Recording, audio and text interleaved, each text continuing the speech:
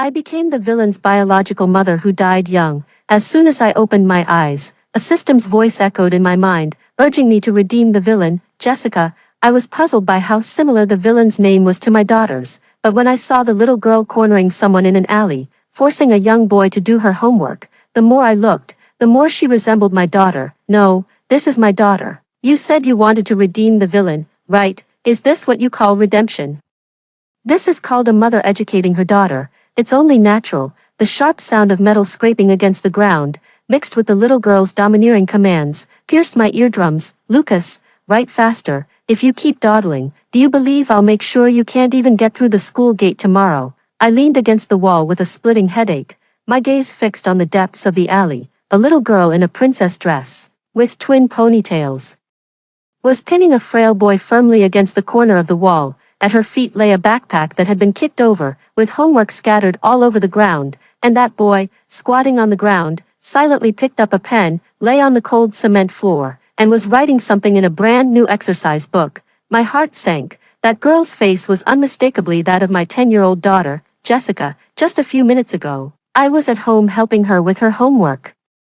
And because she refused to memorize the words, I got so angry that I had a heart attack, and everything went black before my eyes. When I opened my eyes again, I was here. A cold, mechanical voice still echoed in my mind. Host Linda, you have transmigrated into the novel, The CEO's White Moonlight, as the biological mother of the villainous Jessica. Your mission is to redeem the villainous Jessica and prevent her from turning evil before your life ends. Villainous Jessica.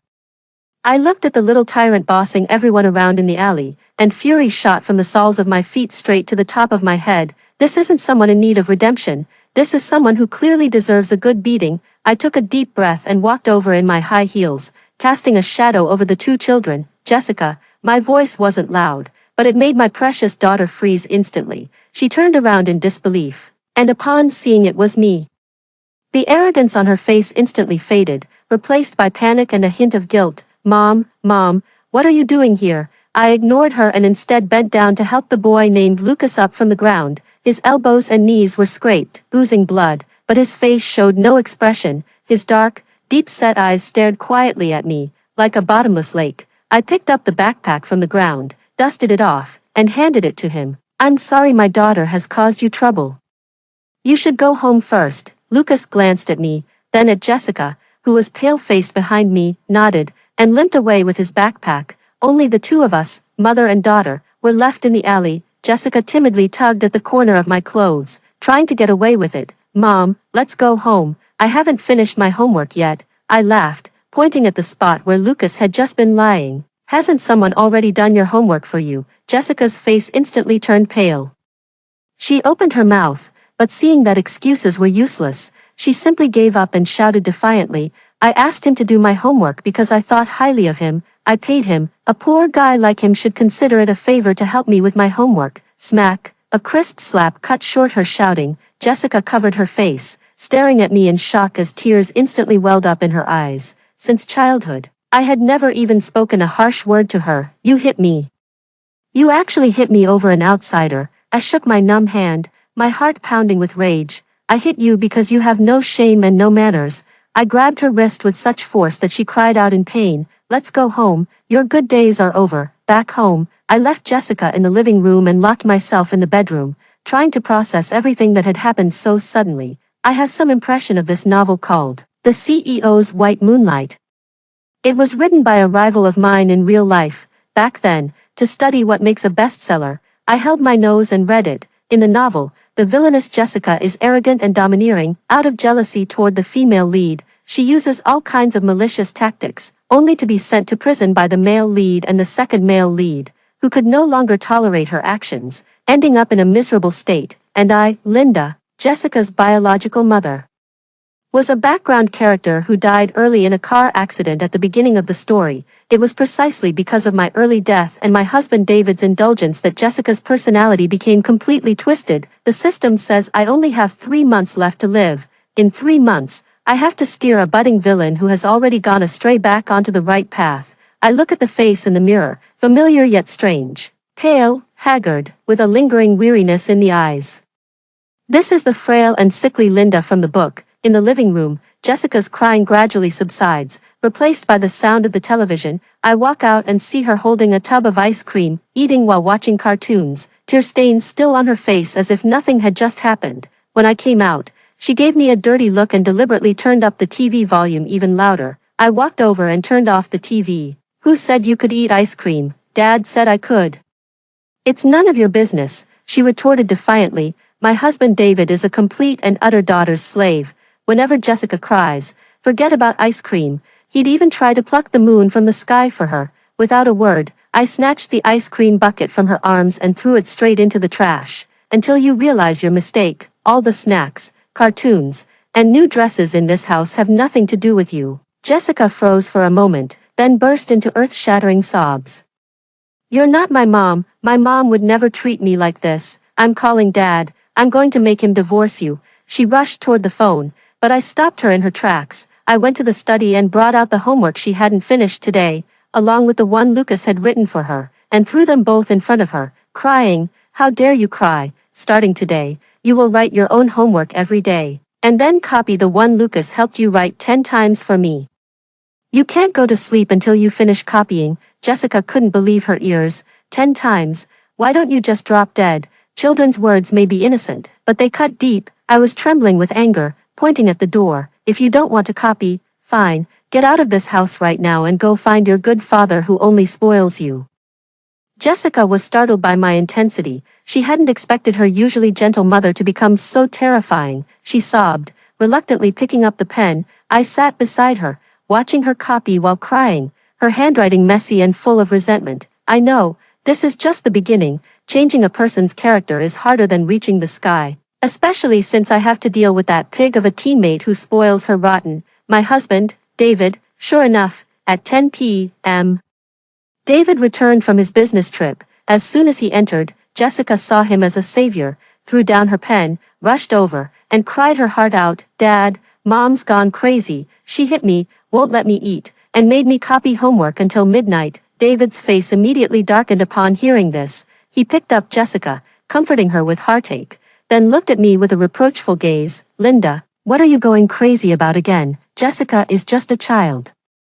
Why are you making such a big deal out of it with her?" I stared coldly at the daughter in his arms, who was sobbing while smugly glancing at me. "Me, going crazy? Why don't you ask your precious daughter what she did outside the school today?" David frowned. "What could she have done? Isn't it just kids playing around? Was it really necessary for you to hit her? Just fooling around." I laughed in anger. "She cornered her classmate in an alley, forced them to do her homework, kicked their backpack over, and called them a poor wretch." "David, is this the fine daughter you've raised?" David's expression changed, but seeing his daughter's trembling, crying little figure, he immediately softened again. "What's the big deal? What's that classmate's name? I'll have my secretary send some money and gifts to their family tomorrow. Can't we just compensate them and be done with it?" Compensate with money? It sounded like the biggest joke I'd ever heard. In your world, can everything be solved with money? Self-respect, dignity, can they all be priced and bought? Linda, stop being unreasonable.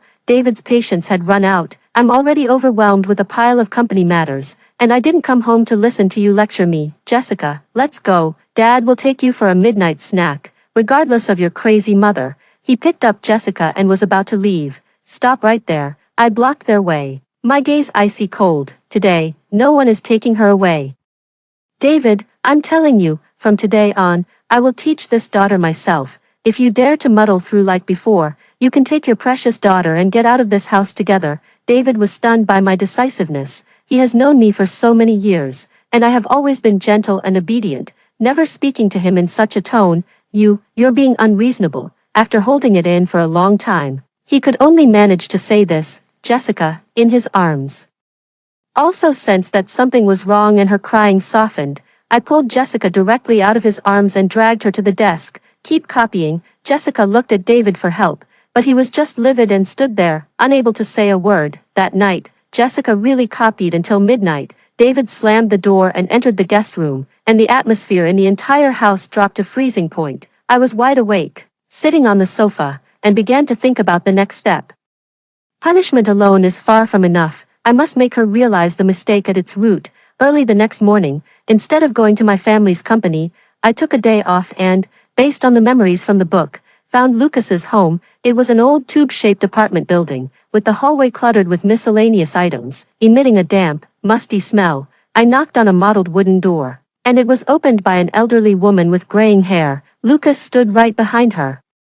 His eyes filled with wariness as he saw me. I explained my purpose and took out the prepared money and gifts, intending to apologize. Lucas's grandmother waved her hand, her cloudy eyes showing understanding and kindness. "Ma'am, we appreciate your kindness, but we can't accept the gifts or money. Children will be children, and as elders, it's our job to teach our own children well." As she spoke, she patted Lucas on the back. "Lucas, tell the aunt that you're fine."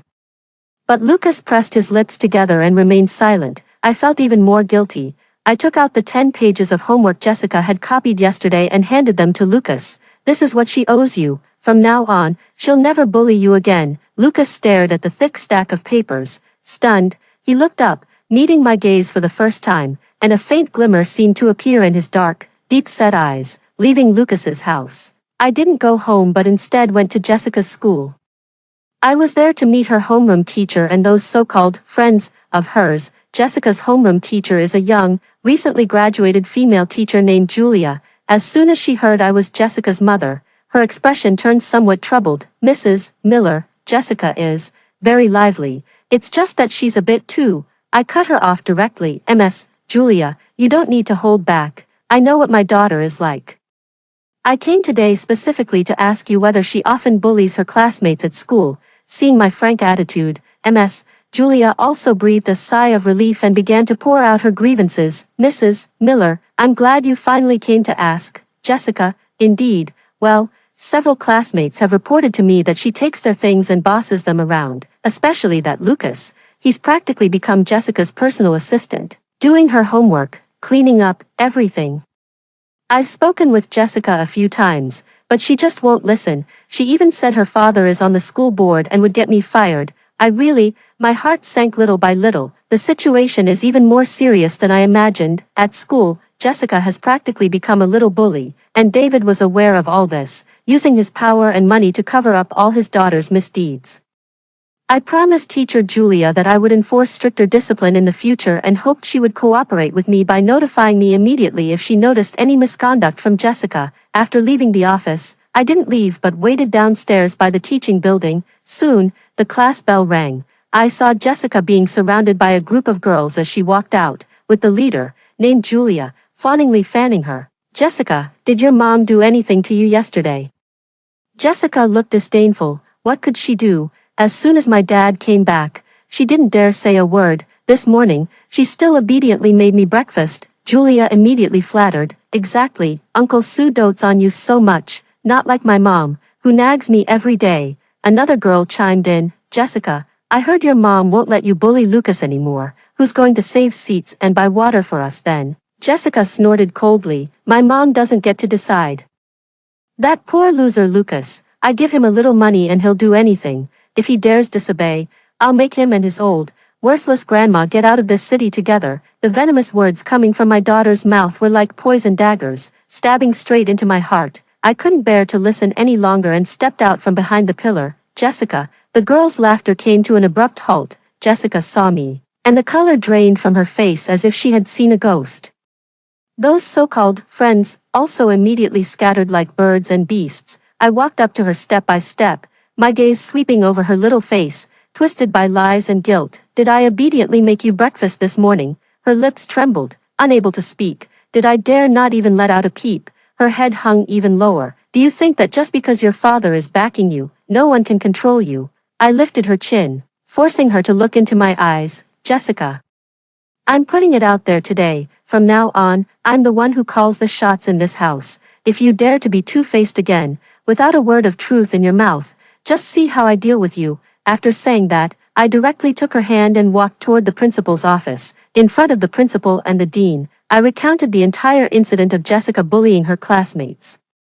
I demanded that the school must give Jessica a public disciplinary record and require her to apologize publicly to the student Lucas in front of the entire school. The principal and the dean looked very uncomfortable. They kept glancing at David's secretary, clearly hoping the Sue family would step in to suppress the matter. I immediately took out my phone and started recording. Inside, It was the conversation between Jessica and her group of friends from earlier, that poor guy Lucas. If I give him a little money, he'll do anything. If he dares disobey, I'll make him and his old, worthless grandmother get out of this city together. The clear, childlike voice echoed in the quiet office, every word dripping with malice. The principal's forehead broke out in a cold sweat. Mrs. Miller, we will handle this matter seriously. A public apology at the school assembly and a major demerit for Jessica, who had always been treated like a princess. This punishment was nothing short of a bolt from the blue. After leaving the principal's office, she kept glaring at me with such intense hatred in her eyes that it sent a chill down my spine. When we got home, she locked herself in her room and refused to respond no matter how much I knocked on the door. I knew she was using silence to confront me. In the evening, David came home in a rage. He kicked the door open, his eyes bloodshot as he glared at me. Linda, are you insane? Making Jessica apologize in front of the whole school. How is she supposed to hold her head up at school from now on? Hold her head up. I looked at him calmly. A child who bullies classmates, shows no compassion, and lies through her teeth. What right does she have to hold her head up? I'm teaching her what it truly means to be a person. You're ruining her, David roared, charging over to shove me. I didn't dodge, letting him push me so hard I stumbled and crashed into the wall. David, if you dare lay a hand on me again today, we're going straight to the Civil Affairs Bureau. I leaned against the wall and spoke coldly. He froze, seemingly caught off guard by my mention of divorce. Not only will I make her apologize, but I'm also transferring her to another school. I dropped another bombshell. What? David and Jessica, who had just opened the door, screamed in unison. I'm going to transfer her to a regular public school. So she can see that not everyone will revolve around her, and not everything can be solved with money. I spoke each word clearly and deliberately. I disagree, Jessica cried out, sobbing. I don't want to transfer. I don't want to go to that trashy school. I'd rather die than agree. David yelled as well. Linda, don't go too far. Go too far. I looked at this father and daughter, who were so alike, and felt nothing but exhaustion and absurdity. David, do you think I don't know why you disagree? How much dividend does that elite school pay you, as a board member, every year? What do you take your daughter for? Your cash cow? David's face turned pale, as if a nerve had been struck. What nonsense are you talking? I didn't bother to argue with him any further and directly took out my phone, opening a folder. Inside were the account transactions between David and the school, which I had his secretary help organize over the past 2 days. Although it's just the tip of the iceberg, it's enough to make his heart race. If I handed these accounts over to the tax bureau, what do you think would happen? David stared intently at my phone, fear appearing in his eyes for the first time. You investigated me. I'm just defending my right to educate my daughter. I turned off my phone. The matter of transferring schools is settled. If you disagree, we'll see each other in court. By then, these things will be your great helpers in fighting for custody. David fell completely silent, like a tiger with its teeth pulled out. He slumped onto the sofa in despair. Jessica, watching her all-powerful father suffer a setback for the first time, was also stunned. She finally realized that this time, her mother was serious. She rushed over, hugged my leg, and started crying loudly, genuinely terrified. Mom, I was wrong. I don't want to transfer schools. I'll listen to you from now on.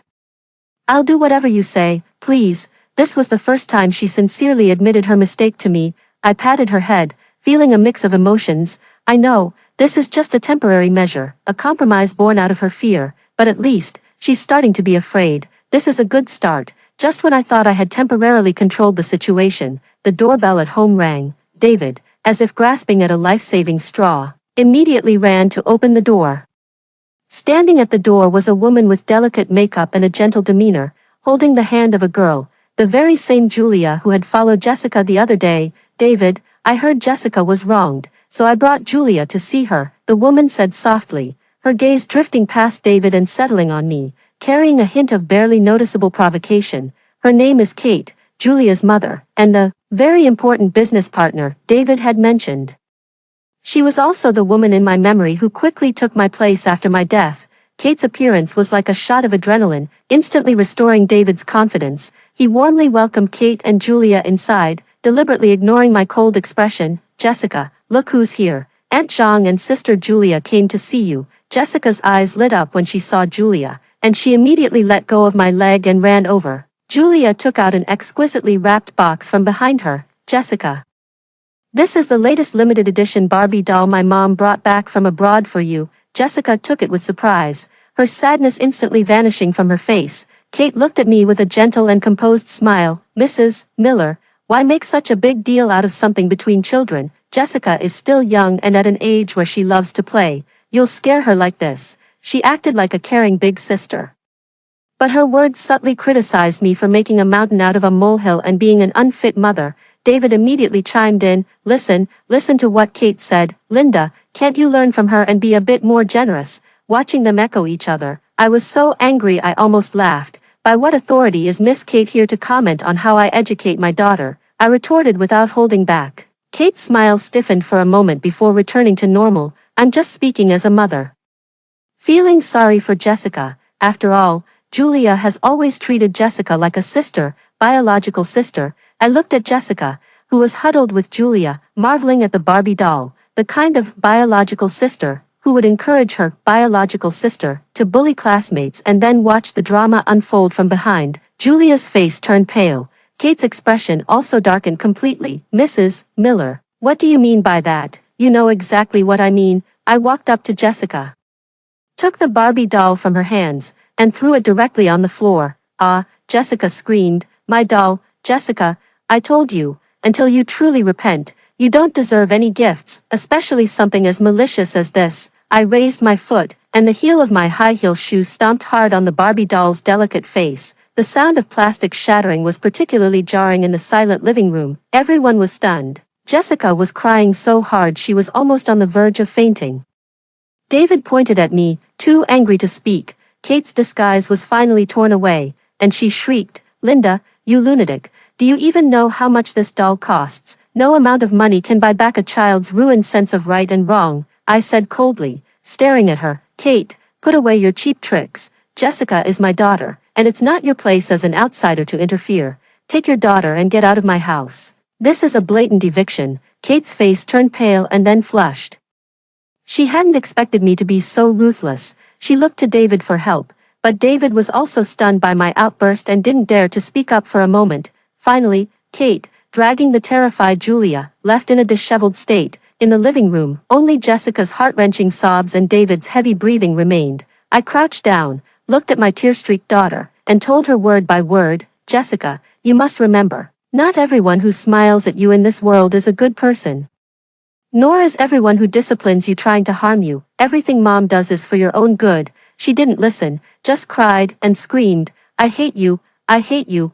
I knew the war between my daughter and me had just begun, and what I didn't expect was that Kate's revenge would come so quickly. The next day was the day Jessica was to make a public apology at the school assembly. I personally took her to school, handed her over to her homeroom teacher, Ms. Julia, and reminded her to keep a close eye on her. I didn't leave immediately but sat in the car, watching the playground from a distance. I was afraid Jessica might back out at the last minute or do something even more outrageous. The assembly began. After the principal finished speaking, it was Jessica's turn. I watched her slowly walk onto the stage, holding the apology letter I had forced her to write. Her head was bowed, and her voice was as faint as a mosquito's buzz. The students below began to whisper, and some even scoffed. My heart tightened, and I gripped the steering wheel. At that very moment, an unexpected turn of events occurred. A senior male student suddenly rushed onto the stage, snatched the microphone from Jessica's hand, and shouted loudly, Don't be fooled by her. She isn't sincerely apologizing at all. Her mother is a lunatic. Yesterday, she even stomped on and shattered someone's limited edition doll. As he spoke, he actually pulled out his phone and played a video clip. In the video, it was me at home yesterday, stomping on and shattering that Barbie doll. The camera angle was so tricky, all you could see was my ferocious expression and Jessica crying in terror, paired with Kate's line, Linda, you're insane. I instantly became the evil stepmother who abuses her daughter. The playground instantly erupted into chaos. Oh my God, her mom is so scary. No wonder Jessica turned out like this. She has a mother like that, so pitiful. If I had a mother like that, I'd be mentally disturbed too. Gossip surged like a tide toward the small figure on the podium. Jessica was completely stunned. She stood there, her face deathly pale, trembling helplessly like a butterfly drenched in a rainstorm. The apology draft in her hand fluttered to the ground and was blown away by the wind. She was finished. in the eyes of all her classmates. She became a pitiful creature tormented by her crazy mother, and all her previous bullying behaviors seemed to have a reasonable explanation, and I became the culprit. What a brilliant move to pull the rug out from under her. Kate, you are really ruthless. I immediately got out of the car and rushed toward the stage. The school security guards tried to stop me, but I pushed them aside. I rushed onto the stage, took off my coat, and wrapped it tightly around Jessica, who was trembling. Holding her in my arms, she buried her face in my chest, her body still trembling uncontrollably. I could feel the warm liquid soaking through my shirt. She was crying. It wasn't the usual fake crying with tantrums, but tears of genuine grievance and fear from the heart. I looked up, my cold gaze sweeping over the chattering students in the audience, finally settling on the boy holding the phone and, not far from him, Julia. Who wore a smug expression? Who told you to do this? I asked the boy. The boy was intimidated by my presence and stammered, I just couldn't stand you abusing your daughter. Abuse, I sneered, snatching the phone from his hand, taking things out of context and twisting the facts. Is that what you call the truth? I directly deleted all the videos on the phone in front of all the teachers and students at the school. Then, I picked up the microphone, and my voice clearly echoed across the entire playground. Dear teachers and fellow students, I am Jessica's mother, Linda. The content in the video is true. I did step on and break her doll, and I did scold her, because she made a mistake, a very serious one. She bullied her classmates and showed no remorse. As her mother, I had to discipline her. Spare the rod, spoil the child. This saying may be outdated. But in my family, if you make a mistake, you admit it, and if you get hit, you stand straight. That is my rule. As for that doll, it was given by someone with ulterior motives. Her intention was to continue spoiling my daughter, leading her further down the wrong path. This kind of poison candy, I would rather destroy it with my own hands than let her touch it. Today, Jessica is standing here to apologize for her own wrongdoing. This matter has nothing to do with anyone else. If you sympathize with a bully and blame a mother for disciplining her child just because of a selectively edited video, it only shows that your sense of right and wrong also needs to be reshaped. My words were firm and resounding. The playground gradually quieted down. Many students, especially those who had been bullied before, looked at me with a change in their eyes. From disdain to thoughtful contemplation. I handed the microphone to the principal, held Jessica in my arms, and walked down from the podium step by step under the gaze of the entire school. From beginning to end, Jessica kept her face buried in my chest, not moving at all. I don't know how much she understood, nor what she was thinking. All I know is that from today, our enemy is no longer just the demons within her, but also Kate, lurking in the shadows, watching intently. This war has escalated. Back home, Jessica went to her room without a word. I didn't disturb her. I knew she needed time. I called David, and as soon as the call connected, his roar came through. Linda, what on earth are you trying to do? Do you know that the whole company is spreading rumors, saying you're a sadist? The company's stock price has dropped. That video, was it Kate who sent it to you? I asked directly. The other end of the phone fell silent. David, you're really something, scheming against your own wife and child for an outsider. I just wanted you to calm down. I didn't expect her to send the video to the school. He was still making excuses. You didn't expect it. I laughed out loud. When you were in bed with her, did you think about the fact that you have a wife? When you conspired with her to get rid of me so she could bring her daughter into our home, did you think about the fact that Jessica is your own daughter? On the other end of the phone, there was dead silence. I dared to say this because I had read about it in a book. The car accident that originally happened to Linda was not an accident at all, but was orchestrated by David and Kate. Their goal was the Sue family's massive fortune after my death, and Jessica, the heir who could be easily manipulated. Linda, what are you talking about? David's voice trembled. Whether I'm talking nonsense or not, you know the truth. David, we can settle our accounts slowly, but if you dare let that woman Kate get anywhere near my daughter again, I promise you'll die sooner and more miserably than I did. I hung up the phone, feeling as if all the strength had been drained from my body. I leaned against the wall, gasping for air. 3 months, I only had 3 months to expose their conspiracy, to protect my daughter, and to avenge the original owner. The time is too tight. In the evening, I prepared a table full of dishes and went to knock on Jessica's door. Jessica, come out and eat. There was no sound from behind the door. I sighed and opened the door with the spare key. The room was dark, with Jessica sitting on the bed, hugging her knees and curling herself into a ball. I placed the meal on the table and sat down beside her. Were you scared at school today? She didn't speak, but her shoulders trembled slightly. If you want to cry, just let it out. Mom is here. As soon as I finished speaking, she burst into tears with a wah and threw herself into my arms. Mom, they all laughed at me.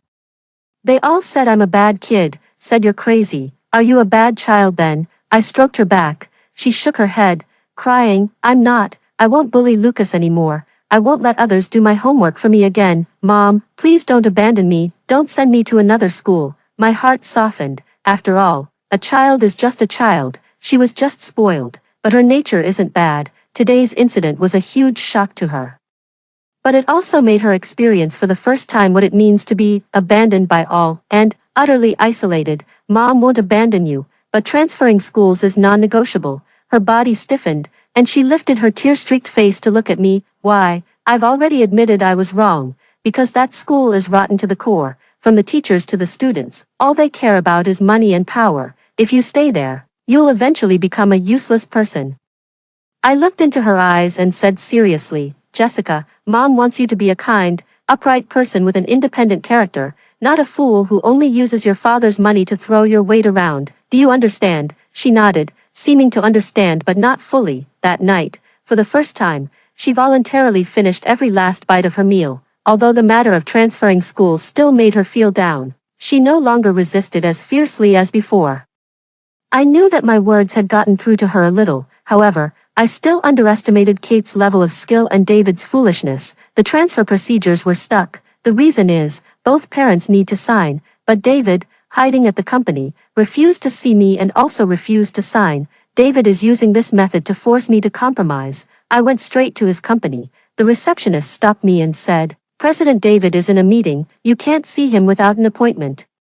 Looking at the young and dismissive face at the front desk, I knew it was all David's doing. Probably everyone in the company sees me as an unpopular, crazy woman. Without wasting words, I sat directly on the sofa in the lobby. I'll wait as long as the meeting lasts. The front desk had no choice but to make one phone call after another to ask for instructions. I waited the entire afternoon, from the sun high in the sky until the sunset. During that time, employees kept coming and going, pointing and whispering about me. Is that David's wife? She looks pretty normal. Normal. I heard she has a mental illness and beats her child at home every day. Tisk tsk, what a pity for President David. He's so handsome and talented. How did he end up marrying such a woman? I turned a deaf ear and just sat quietly. It wasn't until the company was almost off work that David finally showed up. By his side, there was Kate, smiling charmingly. When Kate saw me, she feigned surprise and covered her mouth. Oh my, Mrs. Miller, what are you doing sitting here? David, how could you make her wait so long? David walked over impatiently. What are you doing here? I said I don't agree with the transfer. David, do you really want me to make a scene? I stood up, looking at him coldly. Make a scene? What can you possibly do? He laughed with a sense of security. Linda, don't think that holding on to that little bit of information can threaten me. Let me tell you, in this company, I have the final say, and in this family, you don't get to call the shots either. As he spoke, he actually reached out and put his arm around Kate's waist right in front of me. Kate leaned into his embrace and gave me a triumphant smile. They are declaring war on me. The surrounding employees all stopped in their tracks, craning their necks to watch the drama unfold. I looked at the despicable couple before me and laughed in extreme anger. Fine, very well. I took out my phone and made a call. Hello, is this lawyer Joe? It's me, Linda. I've made up my mind. I want to file for divorce. Also, I have evidence that David is involved in embezzlement and commercial bribery. Please help me submit it to the Economic Crime Investigation Department. My voice wasn't loud, but in the quiet hall, it clearly reached everyone's ears. David's smile froze completely on his face. He rushed over, trying to snatch my phone. Linda, how dare you? I took a step back, avoiding him. See if I dare. I looked at his panicked face and said word by word, David, do you think I just want a divorce? No, I want you to be disgraced and left with nothing. You venomous woman. He cursed in a rage. Poison, no matter how poisonous I am. I can't compare to a beast who wants to kill his wife for insurance money and seize the family fortune. I said this in a lowered voice, right into his ear. His body visibly trembled. Fear, like vines, crept all over his face. Sign, I slammed the prepared transfer consent form and a divorce agreement onto the table in front of him. Either sign it now, and we can part on good terms, for Jessica's sake. I might even leave you a way out, or, we can fight to the bitter end. You'll end up in prison, and Kate's affair will be the talk of the town. Do you think she'd still want you, a penniless convict? David stared at me fiercely, veins bulging on his forehead. Kate, behind him, had long lost her earlier smugness, her face deathly pale. Finally, with trembling hands, David picked up the pen. He signed his name on the transfer consent form and the divorce agreement. I took back the documents, didn't even glance at them again, and turned to leave. Behind me, Kate's sharp accusations and David's frustrated roar echoed. Stepping out of the company gates, the evening breeze brushed my face. Yet I felt no coolness. The first step was complete. What lies ahead is going to be a tough battle. I need to secure a brand new future for Jessica and me within a limited time. The prerequisite for all of this is that Jessica must truly change. I transferred her to the very same public school where Lucas attends. When Jessica, dressed in an ordinary school uniform, stepped into that noisy, crowded, and somewhat shabby classroom, her pretty little face was filled with resistance and disgust. I know. The real challenge is just beginning, a new school, a new environment. For Jessica, it was a nightmare. There were no followers trailing behind her in groups, no teachers catering to her every whim, and no family background for her to flaunt. She was like a plucked peacock thrown into a chicken coop. On the first day after school, she ran home crying, "Mom, I don't want to go to that school. They all look at me with strange eyes. The desks are broken, the chairs are wobbly. And the food some people eat has a weird smell." I was cooking in the kitchen and just responded with a faint, They even laughed at my backpack, said my pencil case is too flashy. She complained, tears falling drop by drop. Then get a plain one. I placed a plate of vegetables on the table. "Tomorrow, I'll give you $30. You can go to the stationery store and buy a set that's the same as everyone else's." $30. What can $30 buy? She shrieked. My old pencil case alone cost $300. Did that expensive pencil case help you score 10 more points on your exams? I retorted. She was speechless. "Jessica, listen to me. I've already divorced David. We've moved out of the big house, and from now on, we'll be living here. My monthly salary is limited. I have to pay rent, cover your tuition, and put food on the table. We don't have extra money for you to keep up with others or to spend recklessly." I pulled her to sit down and served her a bowl of rice. "Starting today, you must learn what it means to live an ordinary person's life." Jessica refused to accept this fact. She cried, threw tantrums, went on a hunger strike, and tried every possible way to protest. But this time, I was determined. If she didn't eat, I would take the food away, and there would be no snacks before the next meal. If she cried and made a scene, I would put her in her room to calm down on her own. After a few days, she finally gave in. She started carrying that canvas backpack she thought was tacky to school, using the most ordinary stationery, and sitting silently in the corner of the classroom. I knew she felt wronged, but I had no other choice. No pain, no gain. If she isn't allowed to shatter that vanity and pride, she will never learn to stand up on her own. That day, I left work early to pick her up, but at the school gate, I witnessed a scene that took me by surprise. A few older female students had cornered Jessica against the wall. The leader, with dyed blonde hair, was shoving her forcefully. "I heard you used to be a young lady from a prestigious school. How did you end up here with us?" Just looking at her attitude makes me angry. Who does she think she is? Jessica clutched her backpack tightly, biting her lip without saying a word. Her eyes were filled with tears, but she stubbornly refused to let them fall. I was about to rush over, but a figure moved faster than me. "It's Lucas." He appeared out of nowhere, directly stepping in front of Jessica. He was a head shorter than those girls and had a slender build, but his gaze was unusually resolute. "What do you want to do?" the blonde girl sneered. "Oh, where did this little brat come from? Trying to play the hero. Do you even know how she used to bully you? And now you're helping her instead. What a fool." Lucas ignored her taunts and just said to Jessica, "Hurry, go." Jessica stared blankly at his thin back, momentarily stunned and unable to react. "Let's go." Lucas turned around and shouted at her. Jessica snapped out of her daze, hugged her backpack, and ran out of the encirclement. She ran to my side, grabbed the hem of my clothes, her body still trembling. "Over there." The blonde girl, furious at being ignored, reached out to push Lucas. I couldn't stand it any longer and strode over. "Stop." My sudden appearance startled those girls. They probably recognized me as the crazy mom who had caused a scene at Jessica's school a few days earlier. After exchanging glances, they immediately started cursing and ran off. At the mouth of the alley, only the three of us remained. I looked at Lucas.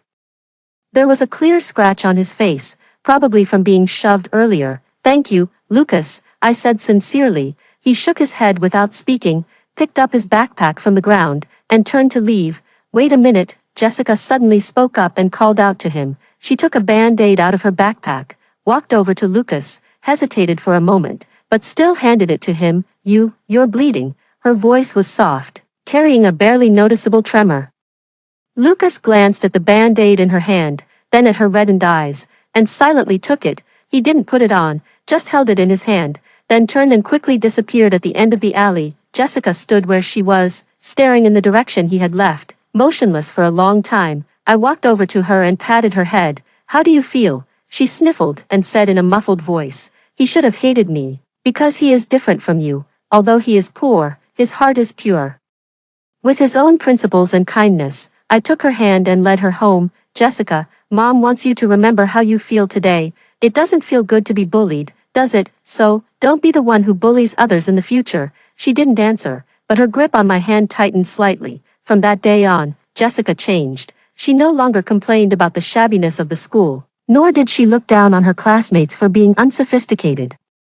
She began to listen to classes quietly and do her homework diligently. Although she still didn't like talking to people, at least she was no longer that hedgehog with all its spines raised. She would even take the initiative to share her lunch, the bento I carefully prepared, with Lucas, giving him half, because she noticed that Lucas only had a dry steamed bun for lunch every day. Lucas initially refused, but Jessica would stubbornly put a chicken drumstick in his bowl, then run away with a flushed face. Watching my daughter change bit by bit like this, my heart was filled with warmth. However, the peaceful days didn't last long before they were disrupted by an unexpected visitor. David found the place where we were staying. He looks much more haggard, his suit is wrinkled, and his hair is disheveled. He blocked the doorway, his eyes red, begging me, "Linda, I was wrong.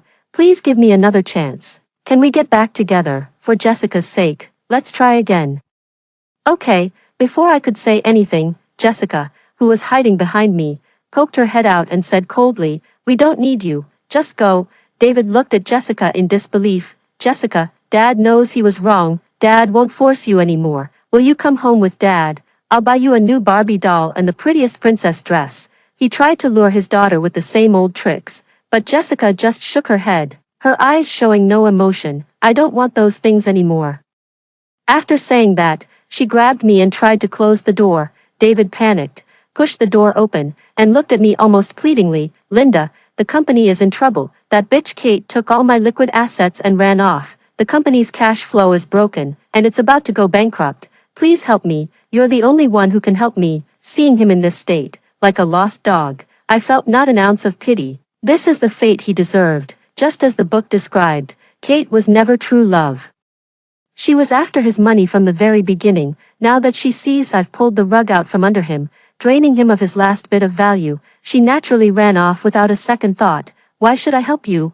I asked. Because we're husband and wife. A day as husband and wife means 100 days of kindness. While we were still married, you were planning how to kill me." I reminded him of this cruel fact. David's face instantly turned the color of liver. That was all Kate's doing. She was the one who persuaded me. I was just temporarily out of my mind. He began to shift all the blame onto Kate. "Enough," I interrupted his excuses. "Whether your company lives or dies has nothing to do with me. From the moment you signed the divorce papers, we became nothing but strangers." I used all my strength, trying to close the door, but David suddenly went mad, violently slammed the door open, and charged in. "Linda, don't push me. If you don't help me, I'll expose how you investigated my trade secrets and threatened me to get a divorce. If I'm going down, you're coming with me." He began to threaten recklessly. Jessica was frightened by his ferocious expression and clung tightly to me. I shielded my daughter behind me and looked at him coldly. "Go ahead. I'd like to see who garners more sympathy. A wife who fought back after being conspired against by her husband and his mistress, or a fool who cheated during marriage, transferred assets, and ended up being abandoned and robbed by that same mistress." David was left speechless by my obstruction. He looked at this small, even somewhat shabby home, then glanced at the ordinary loungewear my daughter and I were wearing. The madness in his eyes gradually turned into despair. He probably couldn't figure out why everything had changed in just a month. The wife who used to follow his every word, the daughter who saw him as her whole world, had both left him. Everything he had, wealth, status, family, was rapidly collapsing. Why did it come to this? He muttered to himself, collapsing to the ground in despair. I ignored him, took Jessica back to the room, and called the police. The police arrived quickly and took David away on charges of trespassing after he refused to leave. I know, this is just the beginning. David, having lost his company, is also burdened with massive debt. His days ahead will be spent in endless debt collection and lawsuits. This is his retribution. With David taken care of, I can finally breathe a sigh of relief. I thought the biggest crisis was over, but I forgot that the task the system gave me was to redeem Jessica before my life ends. I have less than a month left to live. That day, I received my medical examination report from the hospital. Hereditary heart disease, late stage. The doctor said I don't have much time left. Holding that thin piece of paper, I sat on the hospital bench, my hands and feet cold. What will happen to Jessica if I die? She has just started to get on the right track. If I'm gone, will she revert to her old ways? Who will protect her? Who will take care of her? A huge wave of fear and unwillingness instantly overwhelmed me. I cannot die, at least, not now. I began frantically researching information about hereditary heart disease and consulting experts from various places. The only answer I received was surgery, but the surgery carries an extremely high risk, with a success rate of less than 30%. Moreover, the cost is astronomical. I sold all the luxury items, jewelry, and handbags that David left me to raise some money, but it was still far from covering the surgery expenses. I started working day and night, taking on all kinds of freelance jobs, sleeping only 3 or 4 hours a day. Physical exhaustion has made my already poor condition even worse. I started experiencing frequent heart palpitations, chest tightness, and even fainted a few times at home. Jessica was terrified. She began learning to take care of me, pouring water for me and finding medicine. She clumsily tried to learn how to cook porridge, though the first time it turned into burnt rice, and the second time she forgot to add the rice. But when she brought that bowl of half-cooked porridge to me, her eyes red as she said, "Mom, please get better soon." My heart still melted completely. My daughter has truly grown up. She is no longer that spoiled little princess. She has started to understand how to care for others and take on responsibilities. I patted her head and said with a smile, "Mom is fine, just a bit tired." I didn't dare to tell her the truth.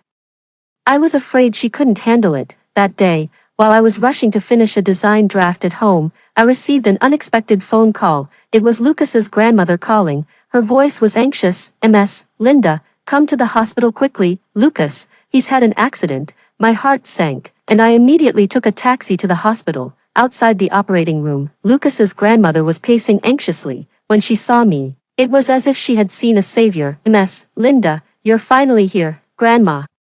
"Don't worry, what happened? Where's Lucas?" "Lucas, he went to work illegally at a construction site to earn money, and ended up getting hit in the leg by a falling steel bar. The doctor said his bone was injured and he needs surgery immediately. Otherwise he might lose his leg." The elderly woman spoke, tears streaming down her face. "The surgery will cost tens of thousands. How could we possibly have that much money?" I looked at the red light glowing in the operating room and said to her without hesitation, "Grandma, don't worry about the money, I'll figure it out. We must get the child the surgery first." I immediately went to the payment counter and used all the money I had saved from my own surgery to pay for Lucas's operation. I knew that this might mean I was giving up my only chance of survival, but I couldn't just stand by and watch the boy who had protected my daughter ruin his life like this. The surgery went smoothly. When Lucas was wheeled out, his leg was in a thick cast, and he was still unconscious. After settling the grandmother and grandson, I dragged my exhausted body back home. When I opened the door, Jessica was sitting in the living room waiting for me. She saw me and immediately stood up, her eyes red. "Mom, do you have a very serious illness?" My heart skipped a beat. How did you know?" She held up a piece of paper in her hand, which I had accidentally dropped at home. "The hospital's diagnostic report." "Mom, are you going to die?" she asked, trembling, tears falling like broken strings of pearls. I could no longer keep it a secret. I held her and nodded. Jessica, I'm sorry." She was in my arms, crying so hard she could barely catch her breath. "No, I don't want you to die, Mom. I don't want you to die. There must be a way. The doctor said surgery is possible, right? Let's go for the surgery. What about the money? Is it not enough? I'll go find Dad." "No, I'll go find those bad people. I'll beg them. I'll kowtow to them." She was rambling, filled with despair. I held her shoulders, forcing her to look at me. "Jessica, listen to me. The money, it's gone. I used the money to pay for Lucas's surgery." Jessica froze, staring at me in disbelief as if she were hearing a fairy tale. Why? Because he's a good kid. He saved you. And we can't just stand by and watch him die. But what about you?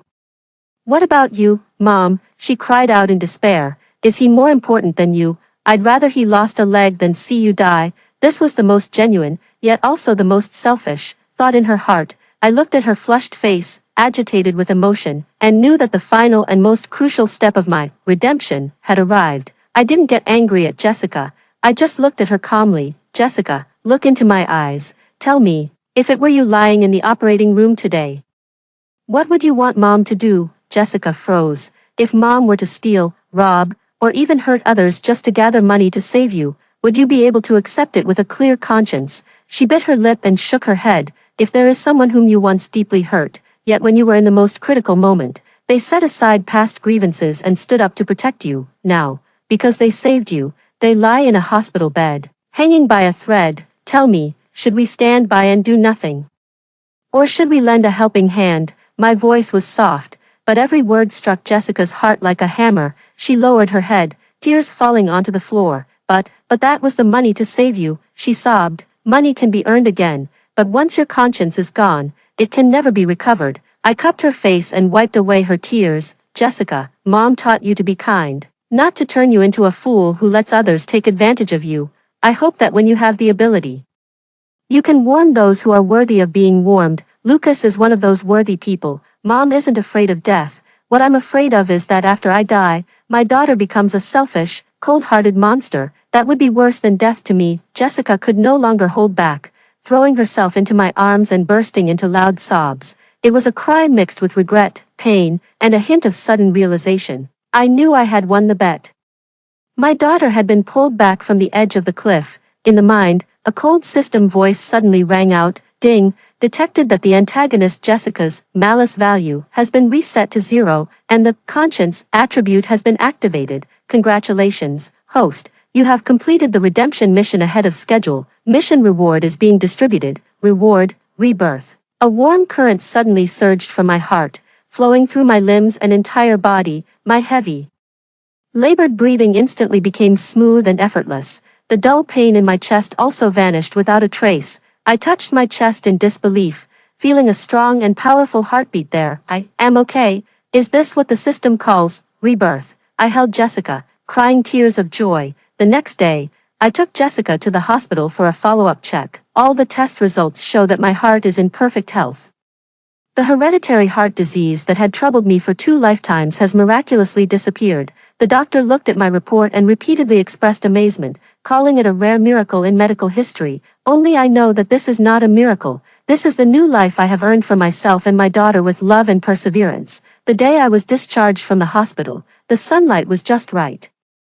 Jessica and I went to see Lucas together. He was already able to walk with crutches, and his complexion had improved a lot. Seeing us, he still seemed a bit uncomfortable. Jessica, however, acted like a little adult, taking the initiative to serve the chicken soup I brought and handing it to him. "Lucas, I'm sorry," she said with her head lowered, her voice soft but sincere. "It was all my fault before." Lucas looked at her, then at me, and for the first time, his dark eyes revealed the clear, youthful smile that a young person should have. "It's okay, it's all in the past," he said. 3 months later, David's company declared bankruptcy, and he was sentenced to 10 years in prison for multiple charges. Kate absconded with the funds and was listed as a wanted person online. It is said that she was targeted by a local gang abroad for her involvement in money laundering, and met a tragic end. And I, with the last of my savings, partnered with a friend to open a small interior design studio.